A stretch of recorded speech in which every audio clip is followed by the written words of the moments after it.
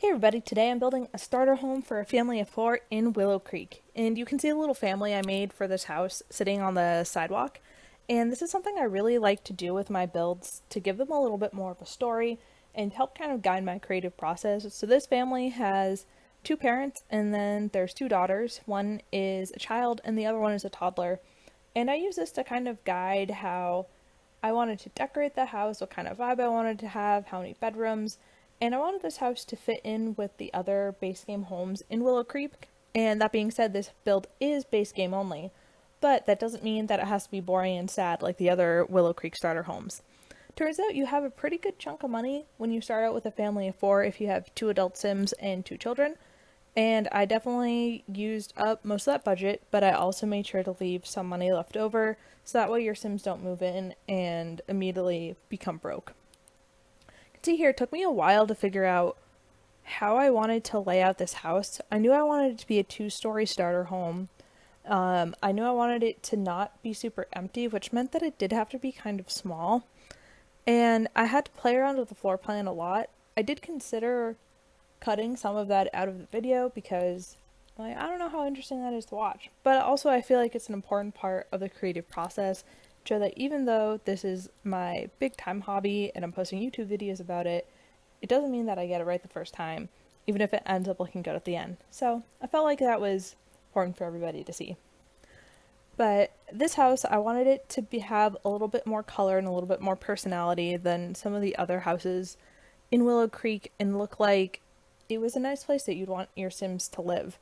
And I tried to do that with like the yellow and especially with like the wall paint that has the pillars in it already, just so the house looks a little bit more polished without me spending any extra simoleons.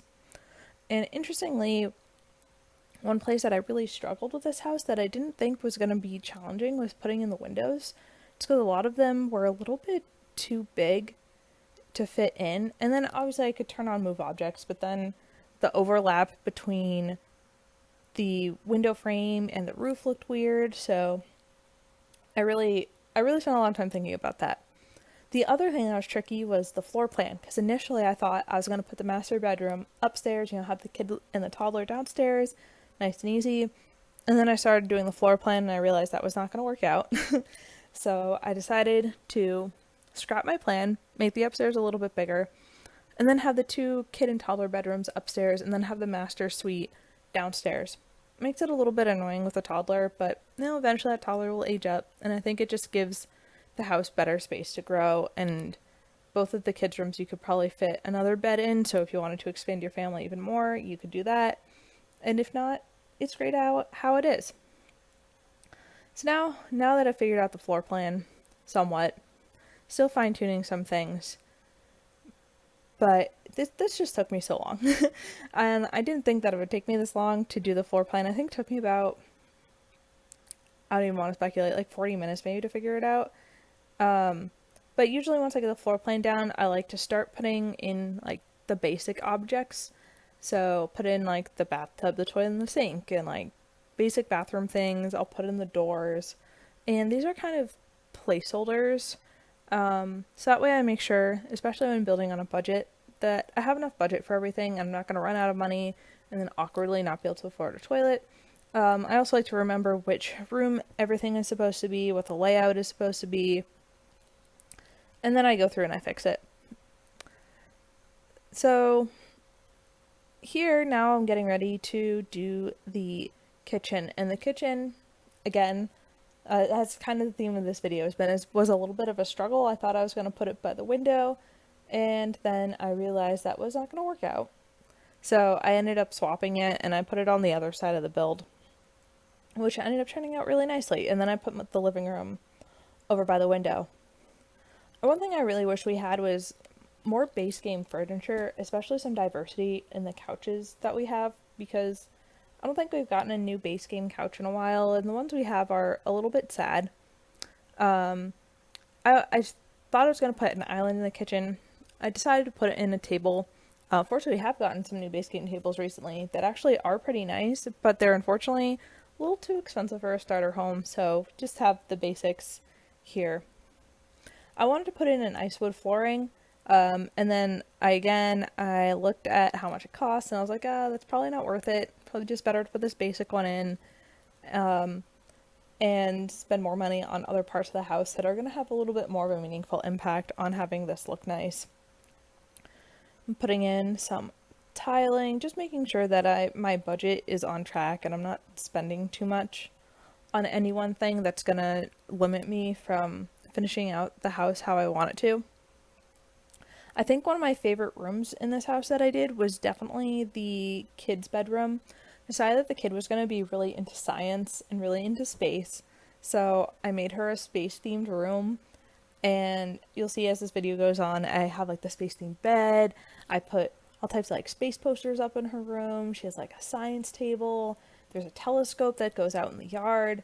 And I was like, oh, this is like the dream bedroom if you're a kid and like you're into space and you just want to be a little geeko. It's just so perfect. We even have a little space rug. Like, how cute is that? Like, how perfect is this room? Definitely the thing I was the most proud of. I was also really happy with how the toddler room came out with, because I usually don't make super crazy colorful kids rooms, but I was kind of feeling it for this house. I felt like these two parent sims would be the type of people who gave their toddler an over-the-top bedroom, so I decided to do that, and once I committed fully to it, it was really cute with like the little caterpillar shelf, the fun wallpaper, and all the bright colors. I was like, you know what? I'm actually kind of into this. Very happy with how it turned out. Also love this little swatch on that like bureau bin thing for the kid where it has little animals on it. It's so cute. And I was like, oh, it's so fun. Like, I feel like I would have liked that if I was a child and like living in this room. You know, if I was a sim. Kind of weird. The living room, I started out this build like, I want to have a bright build. I want to have it be like fun and colorful. And then it's like, if I make it super colorful, I feel like it's a little bit like specific to certain sims. So then I decided to go with a more neutral tone, and then I didn't like the beige I picked, and then I tried to do white. I hated the white more. So I ended up doing, I think, a darker brown. And I feel like you could, you know, if you move your sims in here, you can definitely do some storytelling where maybe they like brighten up the living room a little bit, and they change the paint colors from like the basic brown that, you know, the real estate agent had the house when I initially bought it. And you can like do some fun storytelling there where they revamp things how they want it more and less how the house was. You know, I'm just spitballing here because I like to do stuff like that in my game. I know everybody plays differently. I also put in a high chair for the toddler, just for like gameplay purposes. I think it's fun for storytelling. I usually don't play with high chairs personally, but I feel like they're sometimes fun for the right save file when I really just want that family gameplay. And I'm interested to see, do any of you guys play with high chairs, or are you kind of anti-high chairs in The Sims? Let me know in the comments, because should I keep putting these in my builds? Yes or no? Another one thing, I feel like, as much as I said I wanted more, what was I want? I wanted more couches. I really wish we had more base game rugs. Just like, give me some basic squares, rectangles, just solid colors. Doesn't even need to have a pattern. Just different sizes of squares and rectangles, or just one size of square, one size of rectangles, and have it size up and down nicely. Because it's so hard to find a rug that looks good that you can like stick under your couch or stick under a bed. And I just need some really, really basic, simple things. It doesn't have to be anything fancy. That's my PSA.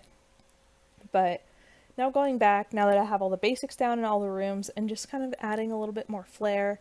Like I put some paintings up in both the kid and the child's room, or the toddler and the kid's room. Putting up some drapes on the windows. Just trying to add a little bit more personality.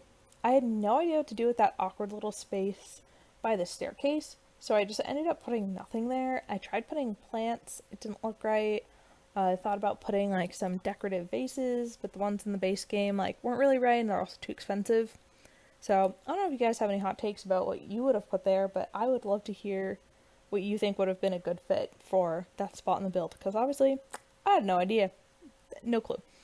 The last thing I kind of did was just a little bit of landscaping using debug.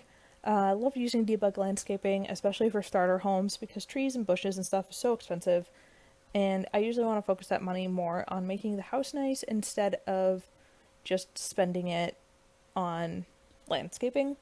I feel like that's just a little bit more meaningful. I feel like that's my secret pro tip for building, is always use ebook. There's some good stuff there. Now, as we're wrapping up the video, I just want to thank everybody for listening. If you made it all the way to the end of the video, please give this video a big thumbs up if you enjoyed it. Subscribe with notifications turned on so that you know every time I post, and I will see you all next time. Bye, everybody.